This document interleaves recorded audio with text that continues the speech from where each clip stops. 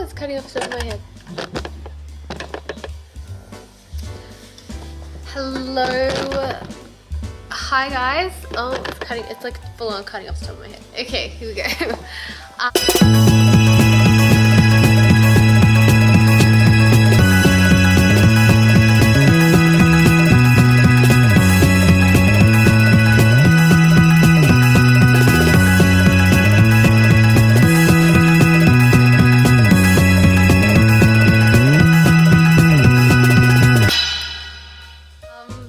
Hi guys, it has been a hot minute since I have filmed my latest video.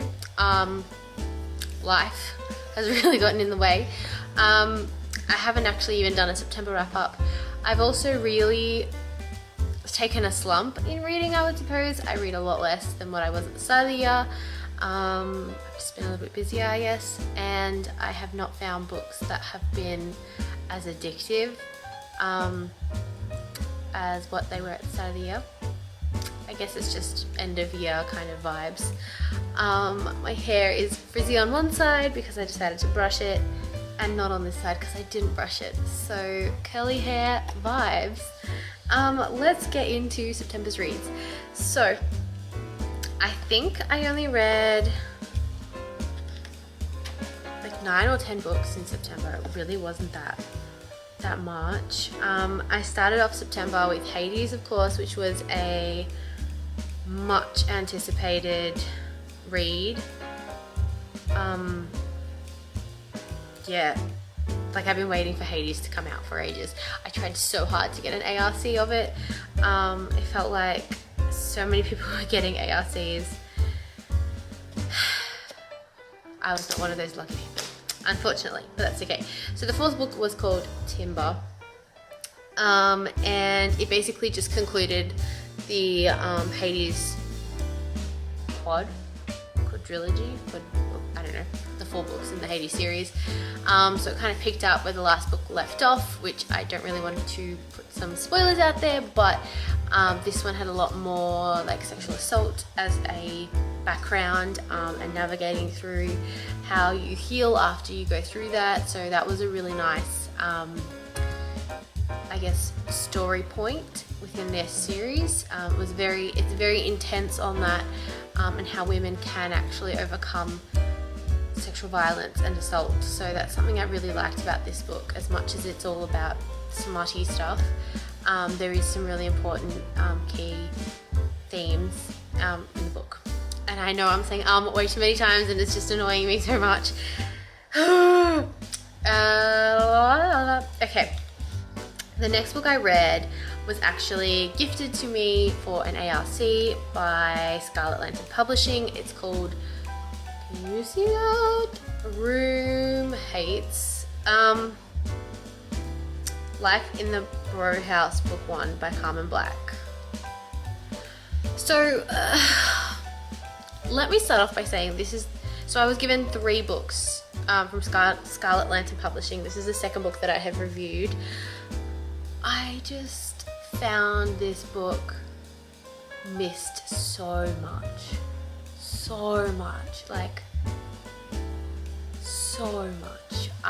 It's a reverse harem set in college, bully, romance, enemies to lovers, but it was just like, it just didn't flow properly. It just felt so disjointed, and it just felt like it went just like from bullying to not bullying in like a chapter, and I was like, how does this work?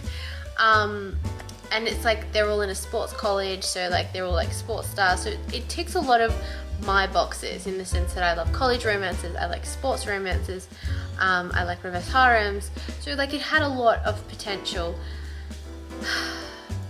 I just found it to be a really difficult read.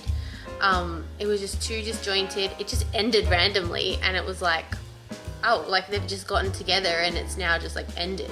So it was weird. Yeah. Look, I gave it 3 stars, but that was extremely generous of me. It was just, yeah. I can't keep saying yeah, but you know, meh. That's what I wrote down in my diary. I wrote meh. So, yeah. Next I read, so I love Tate James. I've made that quite clear. And there's quite a few books that I have not read by Tate James. So, you know, when my reading slump hit, I was like, I know, I'll read Tate James's other books because I love Tate James. She'll get me out. Yeah? Yeah? No. No. So I started off trying to read Hijinks, Harem. It was just too much. No, I couldn't follow along with it. I just stopped it. So then I was like, oh, I'll read The Royal Trials, which is a series. The first book is called The Imposter. And basically it's a reverse harem in a fantasy world. Rybet is this like poor chick who, The Royal Trials is kind of like The Selection, but it's like adult version. There's like 3 princes. There's Lee, Tai, and Zan. And so they disguise themselves as like tutors for all these princesses. And they like do the tests that the princesses need to like the classes that they do, and then they have a test at the end of the week. But the difference between this book and The Selection is that instead of going home, the princesses get killed. So there's that. And so there's 3 books in the series. So the first one is called Imposter. The second one is called Seeker. The Seeker.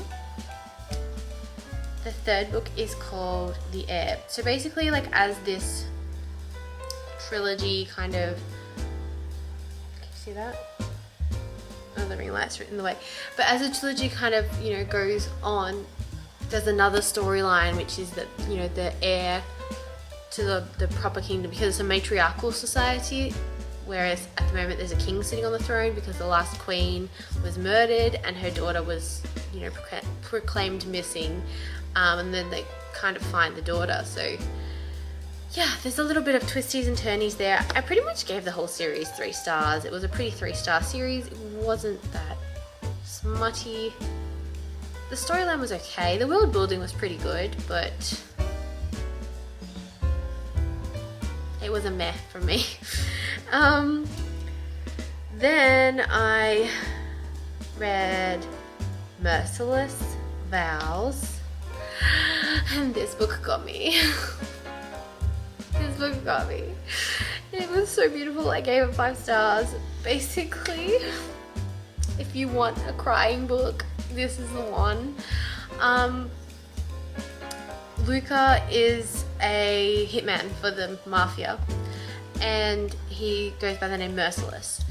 And he decides to kidnap Arya, who is his a rival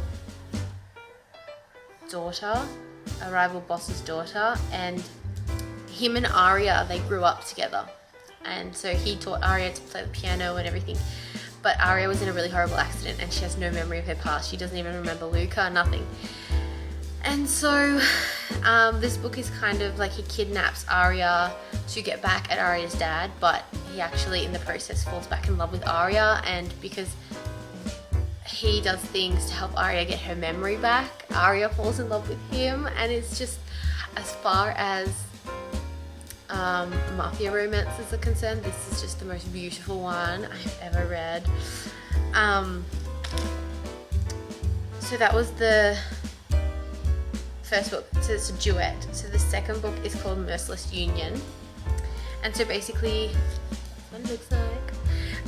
Basically, like, you know, obviously the first book ends on a cliffhanger, something happens, someone gets stolen, I'm not going to say who, but there's another story at play here. It's not just a rival boss's daughter kind of situation. There is a $1 billion contract at stake, and, you know, Luca believes Arya's father killed his family, and so that's why he's kind of got a vendetta against Arya, but obviously that vendetta becomes something more. And then I read Keeping My Bride here, which I rated it 4 stars. I actually don't remember reading this book, but apparently I did. So basically it's similar to the book by Cora Riley, because his name is Luca Vitale, Vitale, but in Cora Riley's book his name is Luca Vitello. So that's but in that space, I'm going to tell you about Keeping My Bride. So basically, Keeping My Bride is an arranged marriage between Luca and her name is Verona. And so basically,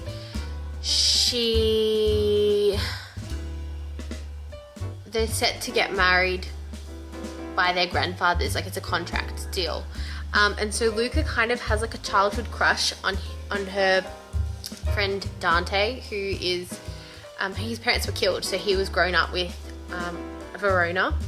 And Luca and Verona and Dante used to play together at the park. And then basically one day Luca like comes to the park and he's like, it's kind of like a Romeo Juliet kind of situation. He's like, you are not like who I thought you were. So then they stop talking, and then they have to get married based on a contract. Otherwise, none of the mafia bosses can keep their businesses. So they get married, and Verona only moves in if Dante can move in too. And basically Luca thinks that she's this spoiled princess who, you know, has had the easy life, and he's the one that's had a hard life. And then he finds out that's not the case. This book was really conflicting, I've got to be honest with you. I thought it was going to be a best friends to lovers, like it was going to be Verona and Dante in the end. But I also just didn't understand how quickly Luca shifted from being this I hate you to I'm going to woo you kind of person. And so that was very conflicting for me. I still did give this book 4 stars. I thought it was a great read, but I was very conflicted in how quickly the attitudes changed and shifted. And then the last book I read, I'm pretty sure it's the last book I read of the month, was a read along I did with Tandem Book Collective, the Tandem Collective, yeah. Yeah,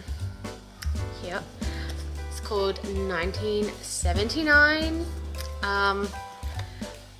It's a really, really great book. Basically, it kind of follows women in the workforce in the 1970s. So it's called 1979, it's set in 1979 in the UK. And Ali Burns is a writer, like a journalist. And so she writes her articles, but the men within the press keep taking her articles and publishing them as their own. And she's got no way to report it or get her own exposure. Like they just keep stealing them, putting their name on them, and she just has to sit there and take it. And then basically there's like a really big case that breaks, and it's crime fiction. I can't really tell you more because I'm going to spoil the book, but I really liked this book. I really liked the challenges behind women in the workforce in the 70s that were portrayed in this book. I liked Ali's tenacity. The scenes were set really, really well in this book, and I felt that this is a really good read. I'm not gonna lie, like it was a really, really good read. I highly recommend it if you're a fan of like Dervla McTernan. Not so much Linda LaPlante, but still, really, really good read. That is literally all I read last month.